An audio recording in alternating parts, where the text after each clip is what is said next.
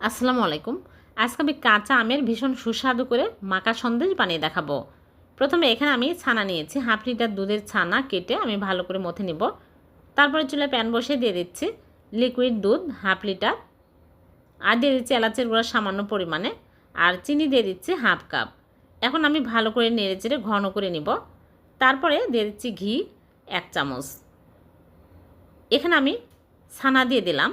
তারপরে আমের পিউরি, একটা আম ব্লেন্ডারে পেস্ট করে নিয়েছি, দিয়ে দিলাম গ্রিন ফুড কালার সামান্য পরিমাণে। তারপরে আমি নেড়েচেড়ে ভালো করে শক্ত করে নেব। একটু নেড়েচেড়ে নিলেই দেখা যাবে যে শক্ত টাইট হয়ে আসছে।